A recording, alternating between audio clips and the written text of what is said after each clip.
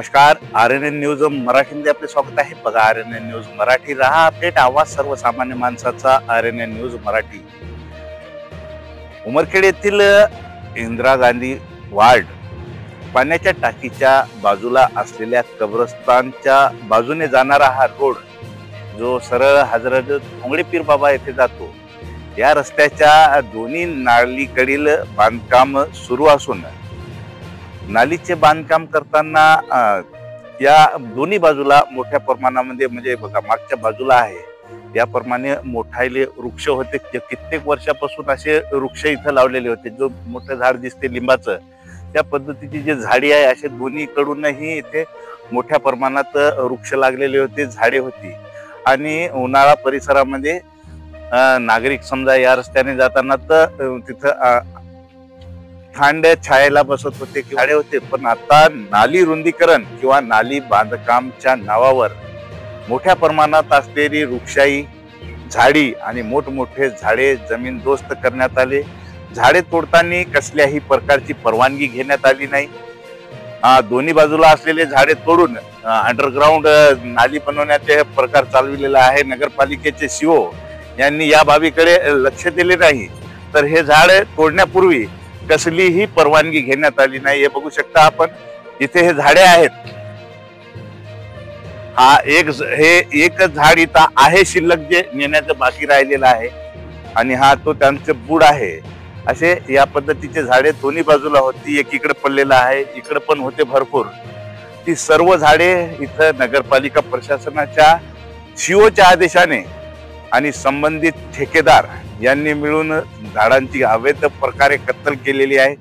झाडे तोडण्यापूर्वी कसल्याही प्रकारची परवानगी घेतली नाही किंवा तसे नियोजन केले नाही किंवा कोणतेही जाहिरात म्हणजे झाडे तोडताना मोठ्या प्रमाणामध्ये झाडे तोडताना आपण बघितलेले आहे की वेगवेगळ्या विभागामध्ये जर झाडे तोडायचे असतील तर तसे मीटिंग घेतल्या जाते आणि तशी निविदा जाहिरात लावल्या जाते। हे बघा, हे पण एक खोड आहे इथं पडलेलं, त्यांनी हे काही मटेरियल राहिलेलं आहे, बाकीचे त्या लोकांनी हे झाडे उचलून घेऊन गेलेले आहेत। मोठ्या प्रमाणामध्ये झाडाची कत्तल करण्यात आली। तर झाडे तोडण्यापूर्वी सदर ठेकेदार यांनी परवानगी घेणे आवश्यक होते। तर संबंधित ज्या विभागाकडून हे बांधकाम आहे, जसे की नगरपालिका विभाग, ज्यांच्याकडून हे टेंडर देण्यात आले आहेत, त्यांनी सदर झाडे तोडण्यापूर्वी त्याची निविदा, त्याची जाहिरात वर्तमानपत्रामध्ये देणे आवश्यक होते, जेणेकरून त्या झाडांना खरेदीसाठी किंवा तोडण्यासाठी, विकत घेण्यासाठी मोठ्या प्रमाणामध्ये शहरातील ठेकेदार, लकडीचे व्यवसाय करणारे लोक तिथं आले असते आणि त्या लिलाव करावा लागला असता। त्या लिलावाच्या माध्यमातून एक मोठी रक्कम संबंधित विभागाला जमा झाली असती आणि प्रशासनाचाच त्यामध्ये फायदा झाला असता। पण तसं न करता नगरपालिकेचे 1.5 शहाणे सीओ व संबंधित ठेकेदार यांनी आपसी तालमेल बसून मोठ्या प्रमाणामध्ये वृक्षाची कत्तल केलेली आहे। तर नालीचा भागही कमी जास्त कोणत्याही लाईन दोरीमध्ये नाली बांधण्यात आलेली नाही। मटेरियल बोगस वापरण्यात येत आहे, सिमेंटच्या जागी जास्त माती दिसत आहे। असे विविध डिफेक्ट असून संबंधित नगरपालिकेवर कोणत्याही प्रकारचे, आता जसे की राजकीय नेते किंवा नगरसेवक, नगराध्यक्ष या लोकांचे वर्चस्व राहिले नाही। बऱ्याच 2-3 वर्षापासून निवडणुका झाल्याच नाही। प्रशासकीय अधिकारी म्हणून सीओची नियुक्ती आहे, तर सीओचा मनमानी कारभार चालू असून या 2-3 वर्षामध्ये सीओनी उमरखेड शहरामध्ये मनामध्ये कामांमध्ये धांदली केलेली आहे। त्यामुळे उमरखेडच्या सीओची मालमत्तेची तपासणी होणे आवश्यक आहे।